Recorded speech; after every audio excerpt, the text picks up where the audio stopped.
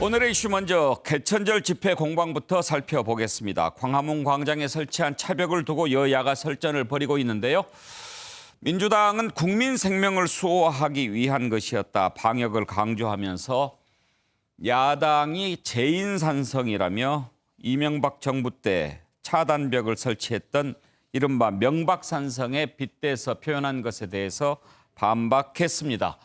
자, 먼저 개천절 집회 상황을 먼저 한번 보실까요?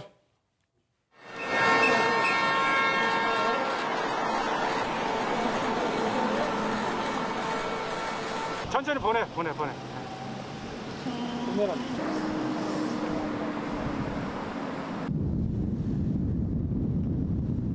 구인으로 신고는 하셨지만 일단은 그 내에서도 이제 그 코로나19 그 방역 수치 예방을 위해서 그 사회적 거리 충분히 유지를 하시고요. 저희는요 지금 방역 통치다라는 그러한 시국 속에서도 우리 국민의 표현의 자유와 집회 결사의 자유를 보장받아서 차량 행진으로 코로나가 확산되는 일은 없을 거라고 생각합니다. 코로나 감염이 문제면은 온 국민은 길거리에 나오지도 말아야 되고요. 예, 정치권 공방은 잠시 후에 살펴보기로 하고 먼저 개천절 집회 이렇게 원천 봉쇄한 것 패널들은 어떻게 생각하는지 한번 의견을 들어보도록 하겠습니다. 오늘 함께하실 패널 소개합니다. 민병두 신성범 전 국회의원 그리고 전계환 정치평론가 나와 있습니다. 어서 오십시오. 네, 안녕하세요. 명절 잘 보내셨습니까? 네. 10월 3일 개천절 집회를 원천 봉쇄한 것을 두고 야당에서는 너무 지나친 것 아니냐. 그리고 일부에서도 광화문역 지하철 승차를 아예 하지 못하게 할 정도로 그 정도로 해야 될 일이었느냐 이런 비판이 나오고 있는데요. 그렇지만 방역 차원에서는 불가피한 일이었다. 또 이런 입장도 있습니다. 어떻게 생각하시는지 한번 들어보고 싶은데 민병두 의원은 어떻게 평가하십니까? 원천 봉쇄한 것 자체는 잘했다. 정부의 강한 의지를 보여준 것이라고 생각합니다. 다만 그 좀 벽이 높은 감은 있어서 일부에서 이제 불편하다는 시각이 있을 수 있을 것 같아요.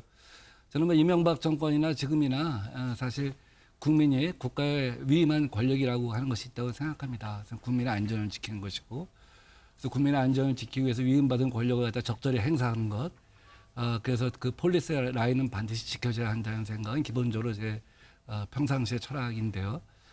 다만 이제 국민의 저항권이라고 하는 것이 또 보장되어야 하는 거 아니겠습니까? 국민의 저항권은 국가가 부패했거나 국민을 탄압했거나 행복을 유린하거나 이제 이런 경우죠. 사회적 공감대가 있으면 국민의 저항권이 용인되는 것이죠.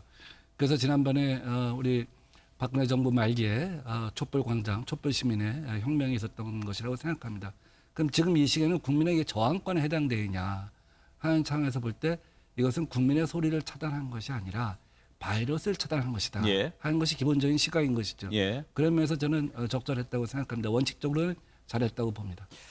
방역을 위한 차단이었지만 지금 이런 목소리가 더 나오는 이유는 아마 그런 것도 있지 않을까 싶습니다. 문재인 정부 아닙니까? 문재인 정부는 그전에 보수 정권에 비해서 저항권이라든지 또는 어떤 국민의 촛불 혁명에서도 봤듯이 그런 목소리를 다른 정부보다는 조금 더 보장해 줄 것이라는 그런 기대가 좀 있었던 거 아니겠어요? 그래서 제가 이제 아까 좀 벽이 좀 높았다 하는 얘기를 좀 아쉬운 걸로 지적을 한 바가 있습니다. 아마 문재인 정부라서가 아니라 모든 정부는 기본적으로 지금과 같이 빅브라더가 재현될 수 있는 사회, 그것이 단순한 소설 속에 공상이 아니라 현실로 다가오는 사회에 대해 우리가 두 가지 고민을 함께 해야 한다고 생각합니다. 한편에서는 국민의 안전을 지켜야 되고 또 한편에서는 그러기 위해서 불가피하게 희생되는 국민의 어떤 그 프라이버시랄지 이런 것을 어느 선에서 차단할 것이냐, 표현의 자유를 어느 선에서 차단할 것이냐 하는 고민을 진정으로 하는 정부가 지금 문재인 정부가 얘기했듯이 세계적 표준이라고 생각합니다. 우리가 그런 세계적 표준을 만들어 가야 하는 거, 그런 면에 있어서는 잠시 또 우리가 생각을 늦춰서는 안 된다. 그래요. 봅니다. 지난번 8.15 집회 여파가 분명히 있기 때문에 또 그런 부분에서 어쩔 수 없는 선택이었다라고 보는 측면도 있겠죠. 신성범 의원의 평가는 어떻습니까? 지나쳤죠. 그러니까 이게 정도 문제인데 무엇이든지 보면 어떤 그 국가 공권력의 집행에는 일정한 근거와 틀이 있어야 되는 건데 이번에 보면 8.15 집회 때 너무 되었으니까 완전히 봉쇄하자 했는데 그 국민들이 이제 알잖아요. 그리고 8.15 집회 참석자들에 대한 사회적 비난, 여론 비판이 얼마나 많았습니까? 다시 말하면 지난번에 이번에 개천절에는 나오라고 아무래도 제가 볼 때는 단속하지 않았어도 많은 사람이 과연 나왔을까 할 정도로 분위기가 싸했단 말이에요. 그런데 저렇게 10,000명이 넘는 병력을 동원하고 300대가 넘는 버스로 광화문을 완전히 저렇게 만들어서 세계 토픽감을 만든 것에서 분명히 지나치다고 보는 겁니다. 그러니까 이게 좀 어떻게 보면 지금 방역에 관한 한 정부의 손을 일반적으로 국민들이 많이 들어주기 때문에 오히려 공권력 행사에 대해서는 굉장히 절제돼야 한다고 보거든요. 근데 아시는 대로 전부 다 그거는 광화문 저렇게 3중으로 막고 있으면서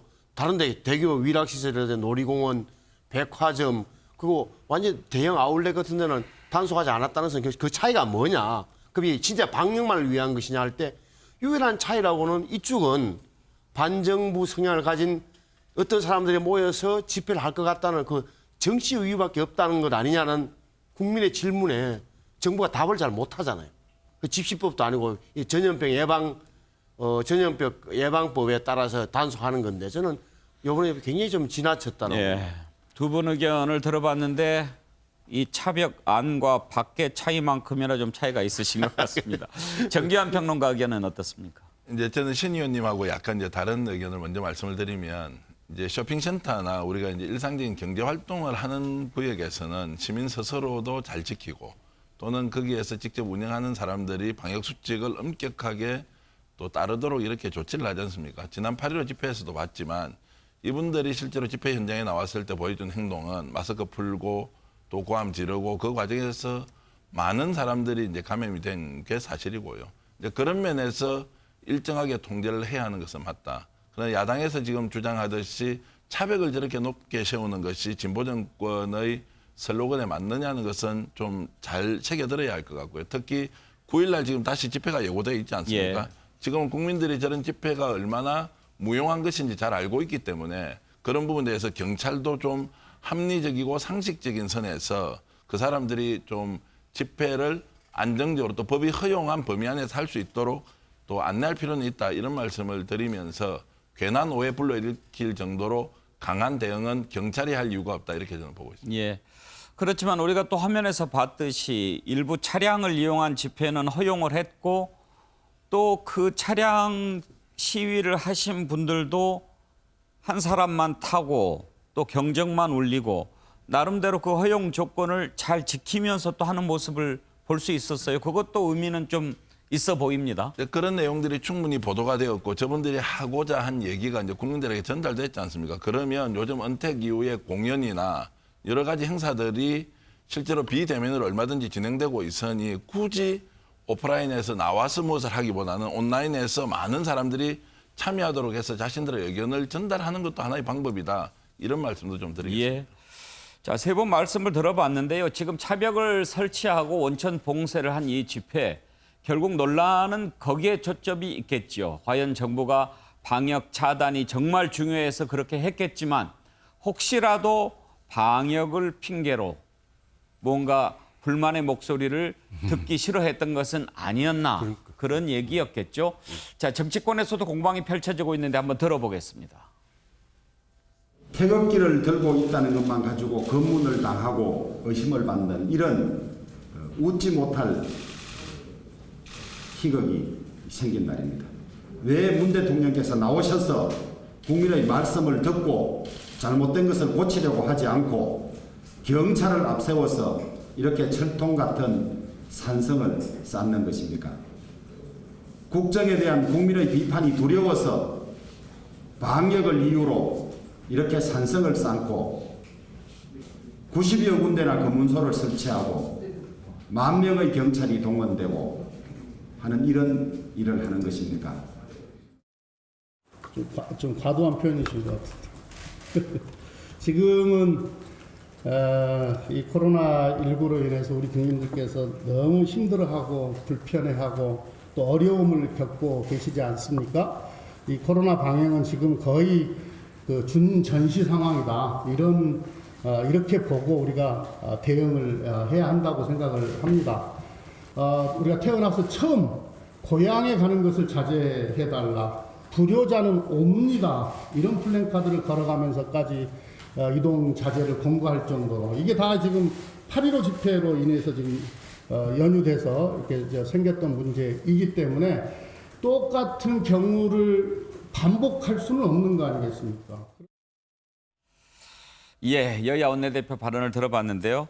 민병두 의원, 그러면 아까 조금 높은 것 같다고 말씀하셨는데 어느 정도가 적정했을까요? 모든 건 이제 비례의 원칙이라는 게 예. 있겠죠. 비례의 원칙은 상식적으로 예상이 되는 것이죠. 거기에 맞추면 된다고 보고요. 저는 이제 새로운 제안을 하나 하고 싶은데요. 예. 우리가 지금 이번에 사실은 얼마 전에 또 한강이 뚫려갖고 한강변을 또 막지 않았습니까? 한강공원에 너무 많은 사람이 나와서. 예. 이번에 또 놀이공원에 많이 간단 말이죠. 근데 도서관이나 이런 데는 전시장은 다 예약제 아닙니까? 근데 이게 다 일일이 체크가 안 돼요.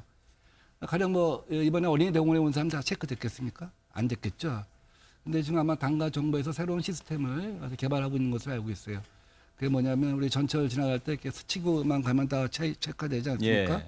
요금이 체크되지 않아요? 아마 그런 걸 할지 또 그런 방식을 RFID, NFC 방식을 포함하여 또 새로운 QR코드 갖다 그냥 스치고만 지나가면 언제 어디서든지 학교든 교회든 다 될 수 있는 그래서 더 전국적으로 가볍게 체크할 수 있는 방식들이 이제 개발되고 있는 걸로 알고 있는데 예. 그러니까 좀 빨리 한편에서는 보급되고 집회 광장에는 비례의 원칙 또 이런 우리가 현재 무방비인 곳은 조금 이렇게 예약제랄지 혹은 다 체크될 수 있는 전 국민이 체크될 수 있는 이런 방식을 좀 짜갖고 촘촘하게 우리가 사각지대 없애야 될 것 같습니다. 그러니까 집회를 하는데 사전에 예약을 하고 신원 확인을 한 다음에 집회에 참석하도록 집회는 지금 이렇게 하게 하자? 돼 있죠. 신고를 하게 돼 있죠. 지금 예. 법원에서 광화문 집회 같은 경우도 참석 인원을 신고하고 이름을 남기게 돼 집회 있습니다. 참석을 신고하지만 몇 명 참석한다고 하지 인적 사항을 다 신고하지는 근데 이제 않잖아요. 앞으로는 우리가 학교나 예. 또 아까 어린이 대공원 이런 데 지나갈 때 우리 전철 타면서 이렇게 대구 가면 예. 단말기에 대구 가면 체크되지 않습니까? 내가 탔다는 것이. 그러니까. 근데 지금 우리가 45평 이상 되는 식당만 QR코드를 갖다 예. 할 수가 있단 말이죠. 그렇지 않은 곳에 대중의 운집에 대해서는 체크가 안 된단 말이죠. 이동에 대해서는. 글쎄요. 그런데 이제 정부에 불만이 있어서 목소리를 높이러 가는데 내 신원을 이거는 다 공개하는 거는 제 얘기는 이제 집회에 대해서가 아니라 예. 지금 아까 우리 평론가께서 말씀하신 것처럼 한 곳에 사각지대가 생겼다는 거 아닙니까? 예. 집회는 철저히 막았는데 사람들이 이 스트레스를 해소하고 연휴를 갖다 보낼 수 있는 이런 공간에 오히려 사람들이 많이 모였다는 거예요. 그럼 이거 제한할 거냐 예. 하는 문제가 또 이번에 차제에 제기됐단 말이죠. 예. 그래서 그런 부분에 대해서는 우리가 어떻게 이런 사각지대를 갖다 촘촘하게 메꿀 것인가 하는 문제. 요걸 한편에서 지적을 한 거고요. 또 한편에서는 이제 아까 집회는 비례의 원칙에 따라서 갔으면 좋겠다. 예. 그런 얘기입니다. 신성범 의원, 10월 9일도 지금 집회가 예고가 돼 있는데 일단 10월 3일 이 집회를 원천 봉쇄한 것을 잘했다고 보는 국민들, 지나쳤다고 생각하는 국민들 누가 더 많은지는 잘 모르겠어요.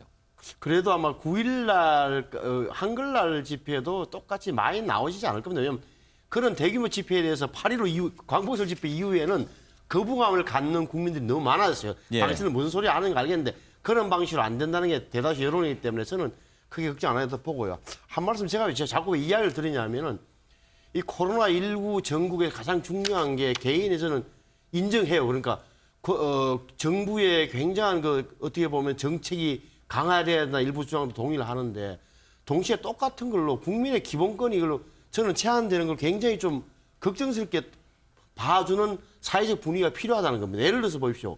지난번에도 광화문에서 10,000몇 명 이통 3사의 그 위치 정보 다 받아냈잖아요.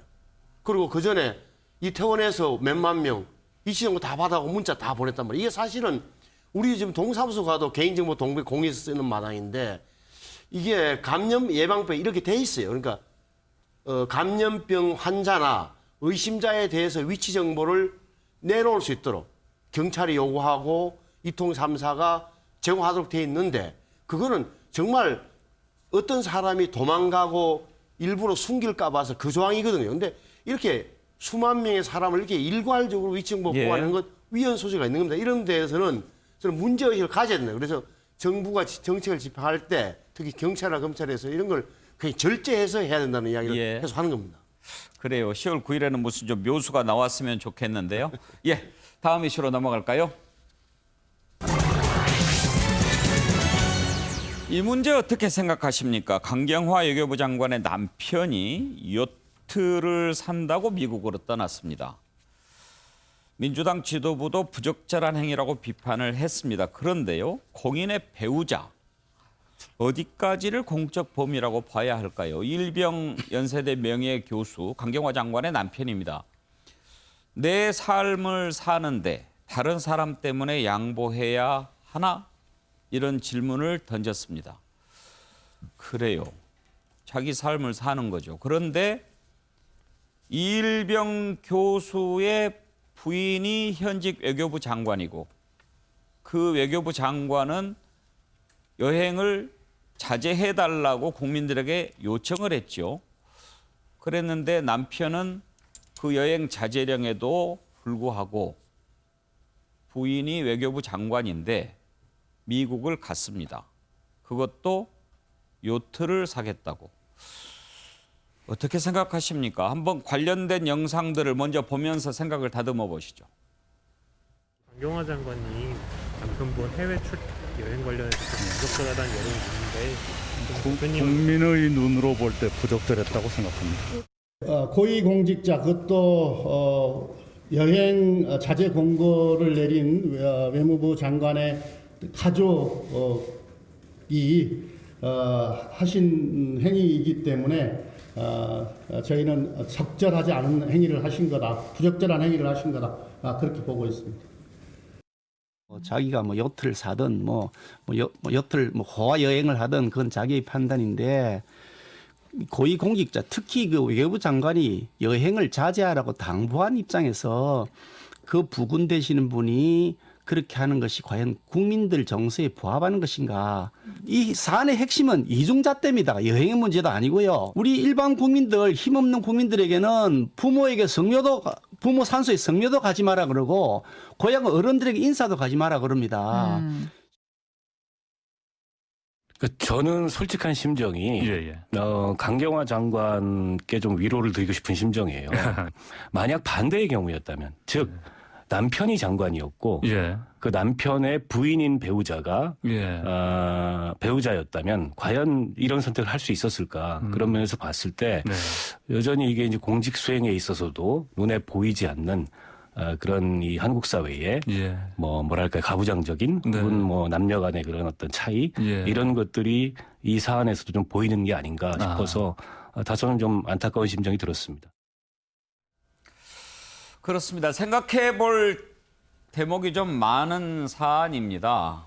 저도 오늘 이 이슈를 준비하면서 우리 패널들 생각이 매우 궁금했는데요. 정규환 평론가 생각부터 먼저 좀 들어볼까요? 역지사지라는 말이 있지 않습니까? 박근혜 정부 때 예를 들어서 여성 장관의 배우자가 요트를 사러 미국에 갔다.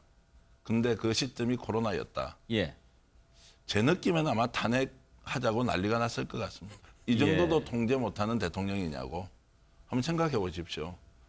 저는 이제 개인의 선택도 중요하지만 이제 공직, 특히 장관의 배우자로서 어떤 처신을 할 것이냐라고 하는 것은 공인이기 때문에 어쩔 수 없이 가져야 하는 책임, 의무 저는 있다고 생각합니다. 개인의 선택도 중요하죠. 또 그것이 박원석 전 의원 얘기대로 존중받아야 할 점도 있지만 상황과 조건이라는 게 분명히 존재하고 그렇게 보면 지금은 내용과 형식 모든 면에서 잘못되었다. 강경화 장관이 사과해야 될 문제가 아니라 지금 이 코로나 정국에서 또 문재인 정부가 얼마나 지금 코너에 몰려 있습니까? 그 상황에서 나는 이미 예고했고 몇 개월을 참았기 때문에 어쩔 수 없이 떠난다라고 하면 이것이 과연 대한민국이라는 나라에서 장관의 배우자가 그것도 연세대 교수 출신이신 그 고위직 또는 우리 사회적 지위를 가지고 있던 지식인 출신으로서 적합하냐. 이것을 뛰어넘는 개인의 선택이라는 것을 얘기하기에는 아직 대한민국은 우리의 문화와 전통 그것이 존재한다. 그러면 거꾸로 질문하라. 박근혜 정부 때 이와 같은 일이 똑같이 벌어졌으면 우리는 어떻게 했을 것이냐. 이것으로 저는 대답할 수 있다고 봅니다. 정규환 평론가 말씀을 정리하자면 100번 양보해도 잘못된 일이다. 이렇게. 그렇습니다. 할 말이 없다. 이렇게 봅니다. 신성범 의원은요? 우선 굉장히 어떻게 보면 첫째는 이기적으로 비친다 하는 부분도 또 하나 이질적이다. 요트라는 부분. 그리고 지금 때가 아까 말씀한 때가 때 아닙니까? 광화문 집회를 놓고도 이렇게 나라가 갈라지는 마당에 그 굉장히 이기적이다. 아니 자유롭고 멋지게 사는 게 다 하고 싶잖아요. 근데 해외여행 다 안 가는 이유가 뭡니까? 다 계획했던 거 취소하고 해외 신혼여행도 안 가고 하는 이 마당에 주무장관의 배우자가 저렇게 한다는 것은 때도 안 맞고 분명히 안 맞는 거죠. 그래서 이기적이고 이질적인 거예요, 저게. 요즘에 자유로운 영혼 뭐 이런 그렇게 표현 많이 쓰죠. 그런데 개인적으로 부럽죠. 근데 부러운데 이게 안 맞다는 말씀 드리고 다만 이게 연세도 있고 그러니까 저걸 뭐 강장관한테 책임을 물어갖고 당신 물러나라 할 사안은 정치에 공세거리는 돼서는 안 되는 것 같고 또 특이한 사람. 아니, 강장관이 말렸다는 거 아닙니까, 결국은. 예. 그게 말리는데도 가는 거 봐서는 올해 연세가 꽤 되신다 그래요. 67이신 그렇습니다. 예. 그러면 당신은 장관 해라. 나는 가야 되겠다. 내 자유 때문에라고 하신 건 아닙니까? 그리고 뭐 둘이 부부관계는 잘 모르겠는데 어찌됐건 조금 저는 뭐 이질적이다. 이게 이기적인 처신이었고 예. 이 정부와 어차피 부인에게 저렇게 부담을 주면서까지 자유를 주장해야 된다. 그것도 이 시점에 이런 건 분명히 좀 어색한 거죠. 외조라는 관점에서 보면 외조는 아닌 거죠. 민병두 의원의 견해는요? 뭐 헌법과 법률에 의한 그 탄핵 사유에 해당되지는 않는다고 보고요. 물론이죠. 예.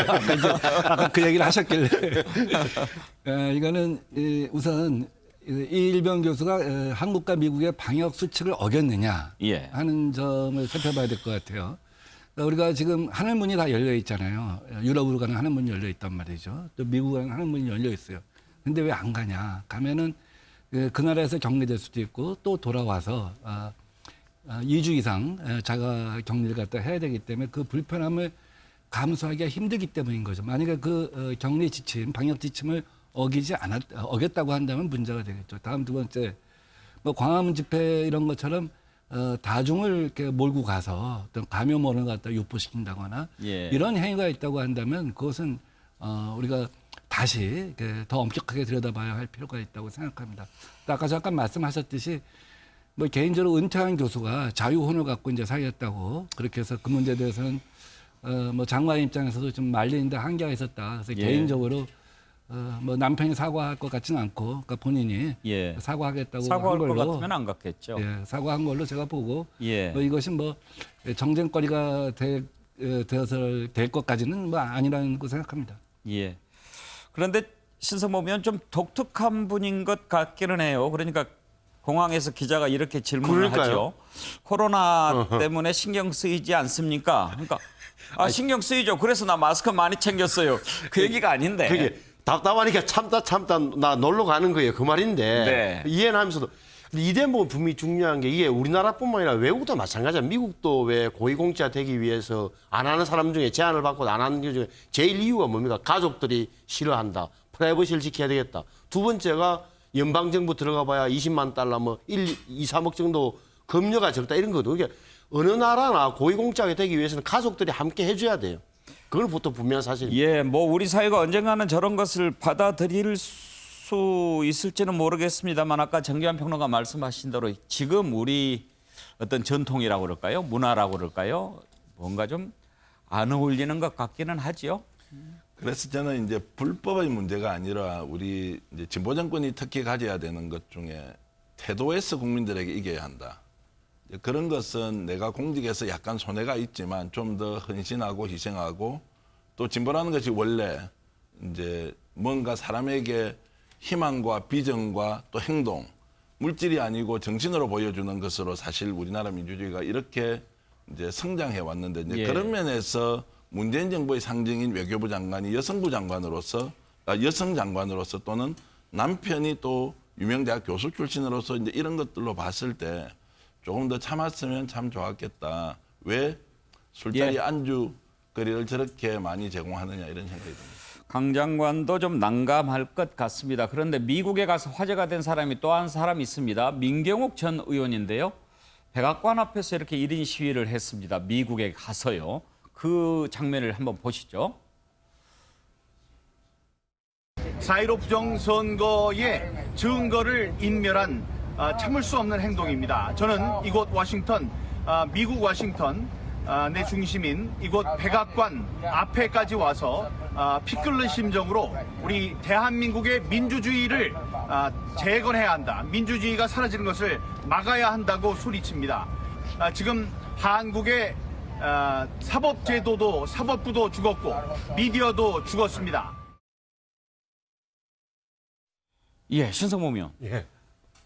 백악관 앞에서 1인 시위를 했는데 저거 하려고 미국까지 간 거. 그러니까 말이죠. 우리 지금 아시다시피 민 의원이 워싱턴 특파원도 하셨는데 아마 아마 오프닝이나 이걸 클로징 때문에 가셨던 그 자리 같은데 저도 그 미국 가서 이 시점에 미국이 저 갔을 때가 아마 한참 아마 토론도 벌어지고 그랬을 텐데 TV 토론. 예. 대선 와중에서 미국 가서 무엇을 위해서 누굴 만나려고 갔는지 잘 몰라서 저는 뭐 논평할 수가 없는 처지입니다. 다만 예. 저기에서 어색하다. 그러니까 미국의 워싱턴 백악관 앞에 가서 제가 더 보니까 한국의 민주주의가 죽었다. 예. 남한 대한민국의 민주주의가 죽었다는 걸 저걸 써가지고 어떻게 보면 유튜브 방송을 하시는 건 잘 모르겠는데 좀 어울리지 않는 행동으로 보여집니다. 민병두 의원은 어떻게 보십니까? 저 모습을? 아니, 개천절 때 성조기 갖고 나오는 거나 지금 백악관 앞에서 대한민국 민주주의에 대해서 논하는 거, 우리가 지금 이 시대 국민이 볼 때는 이해가 안 되는 지점이 있죠. 우리가 독재 정권 하에서는 사실 미국이 독재 정권을 승인했다 하는 그런 국민들의 인식이 광범위하게 퍼졌기 때문에 거기 가서 이제 항의를 할 수 있었다고 봅니다. 근데 지금은 저거는 뭐 미국 조야에 호소한다고 볼 수는 없고 결국 국내용으로 이렇게 얘기하는 것이라고 봐요. 저는 뭐 과연 우리가 지금 대한민국처럼 열려 있는 사회에서 저렇게 외국까지 가서 얘기해야 할 정도로 예. 우리가 다치는 사회이냐 전혀 그렇지 않은데 그러면서 굉장히 혼란스럽고 또 그 시점 자체가 제가 보니까 우리 트럼프 대통령이 이제 확증 판정 받기 전후 아니겠습니까? 예. 그래서 백악관과 의회 지금 전원이 좀 조사해 받아야 한다 하는 그런 지점인데 그런 어떤 코로나 바이러스 확산의 중심지에 서 있다는 것도 조금 국민들이 볼 때 불편해 보입니다. 정기한 평론가 보시기에 왜 간 것 같습니까? 본인이 살아있다는 것을 보여줘야 되죠. 또 저 사실을 믿고 싶은 국민이 몇 명 있을 거 아닙니까? 그들은 끝까지 이 지난 4.15 총선이 부정선거였다는 것이고 그런 면에서 본다면 본인의 존재감을 드러내는 것인데 궁극적으로 저런 행동이 누구에게 도움되겠느냐. 저는 문재인 정부에 도움이 되고 오히려 국민의힘에는 상당한 부담이 될 것이다. 저분이 자유한국당 전 의원이었고 또 공천받아서 국회의원 출마했다가 떨어졌지 않습니까? 그러면 저런 행동이 결과적으로는 자신을 위한 것이면서 동시에 역설적이긴 하지만 문재인 정부를 더 도와주고 있다 이런 말씀을 드리겠습니다. 예, 본인의 재판 일정이 있는데 재판 일정까지 연기하면서 갔다고 하더라고요. 네, 다음 이슈로 넘어가죠.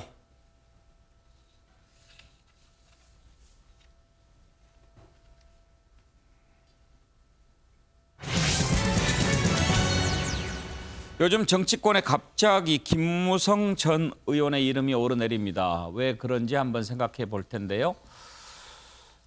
오는 8일 마포 포럼이라고 김무성 전 의원이 이끄는 모임이 있습니다. 거기에 김종인 비대위원장이 연사로 초청돼서 또 강연하는데 비공개랍니다. 주제가 보수 집권 전략이라고 하는데 가서 강연하는 것도 그렇지만 요즘에 자꾸 김무성 전 의원 이름이 나오는 게 혹시 부산시장 선거와 관련이 있는 게 아니냐 그런 얘기들이 나와서요. 관련된 녹취 하나만 들어볼까요? 네. 그 대선 도전 의지는 내려놓으신 건가요? 뭐 지금 현재로서 그렇습니다. 현재로서는이란 5글자는 어떤 의미죠? 이제 그 김종인 체제가 이제 어저께부터 들어섰고 예. 이제 김종인 비대위원장이 창조적 파괴를 해가지고 우리 당을 새로운 정당으로 만들어 주기를 바라고 또 예. 저는 적극적으로 협조를 할 그런 생각입니다. 예. 이제 민주적 절차에 의해서 컨벤션 효과를 노리고 해가지고 흥행을 해서 예. 이제 우리 후보를 잘 뽑아야 됩니다. 예. 그러한 후보를 잘 발굴해서 만드는 역할을 하려고 지금 하고 있습니다. 네, 그건 그러니까 본인이 직접이 아니라. 예, 지난 5월에 했던 인터뷰 내용 들어보셨는데요. 그때는 이제 본인은 킹메이커 역할을 하겠다라고 하면서 포럼도 만들고 사람들 함께하고 그런 모습 보여줬습니다. 그런데 민병두 의원 지금 얘기 나오는 것은 부산시장 선거에 혹시 후보로 나오는 거 아니냐. 지금 그런 얘기들이 나오죠. 글쎄요. 아마 제 기억에는 6, 7년 전에 김무성 의원이 70 넘으면 선출제가 나가는 일은 없을 것이다 하고 공언을 한 바가 있어요. 그러니까 다음 정상적으로 아마 대통령 선거가 치러졌다고 한다면 2017년 12월에 대통령 후보로 한번 도전을 해보고 거기서 안 되면 더 이상 공직에는 나가지 않겠다라고 분명히 국민한테 약속한 바가 있거든요. 그래서 한편에서는 지금 마포 포럼을 이끌면서 이제 킹메이커를 하겠다 하는 얘기가 나오고 또 한편에서는 부산시장 얘기가 나오는데 부산시장은 뭐 결국은 이제 경선을 갈 수밖에 없는 것이죠. 김무성 의원이 지금 정치적 우여곡절이 많았기 때문에 과거에 부산에서 가졌던 그런 탄탄한 기반 자체를 계속 유지하고 있는가 하는 것은 또 하나의 의문인 것 같아요. 그다음에 킹메이커라고 하는 것도 옛날에 뭐 80년대, 90년대에는 한두 명이 노력해갖고 여의도만 잘 조직화하면 세력만 잘 묶으면 킹을 만들 수 있었지만 지금은 그런 시대가 아니잖아요. 누가 킹메이커가 될 수 있는 것이 아니라 국민이 킹메이커인 시대 아니겠습니까? 정리해서 말씀드리면 지금 국민의힘이 여러 가지 노력을 함에도 불구하고 지지율이 반등되지 않고 이런 이유는 결국은 자꾸 저렇게 당을 새로운 흐름, 새로운 사고, 새로운 인물을 통해서 바꾸려고 하는 것이 아니라 자꾸 올드보이에 기대고 과거의 목소리를 갖다 재현하고 이런 그 한계에서 벗어나지 못하기 때문이 아닌가 하는 생각이 들면서 지금 저렇게 킹메이커로 가거나 한쪽에서 또 저렇게 부산시장으로 가면 국민의힘으로서는 내년도 좀 어렵지 않겠냐 하는 생각이 듭니다. 신성범 의원 시각은 어떻습니까? 우리 뭐 민병수 의원님 그 어떻게 보면 말씀이 아프죠. 그러니까 이 잘못되면은 게 첫째는 김무성 전 대표 본인의 의사인지가 불투명해요. 한 번도 저는 들어본 적이 없고 제 주변에서 그런 이야기 들어본 적이 없어요. 그러니까 다시 말하면 어떤 측에서 김무성 전 의원을 그냥 띄우는 건지 언론의 반응을 살피기 위해서 하는 건지 잘 모르겠어요. 근데 만에 하나 김무성 전 의원이 전 대표가 이런 생각이 있다 하더라도 제가 볼 때 굉장한 당의 부담이 될 가능성이 높아요. 아시는 대로 지금 부산의 보궐선거가 부산이 뭐 국민의힘 야당의 무슨 그런 자리가 아니잖아요.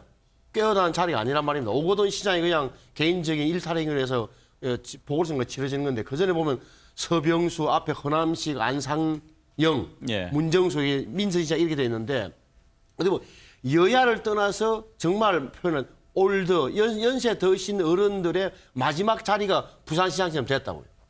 굉장히 다 연세 많으시고 행정 경험이 주로 지금 부산에서 불불 끓고 있다는 게 제 친척들도 많고 합니다만 듣고 있는 거예요. 이렇게 좀 젊고 역동적인 지도력이 나와줬으면 좋겠다는 게 밑에 깔린 생각이에요, 부산이. 아시는 대로 부산이 이해찬 대표도 뭐 말씀을 좀 이상하게 해서 비판은 받았습니다만 좀 많이 낙후돼 있거든요.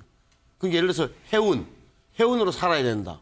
금융으로 살아야 된다. 그런데 방법이 뭐냐에 대해서 정치적인 지도를 발휘하는 집단이 인물이 없었단 말이에요.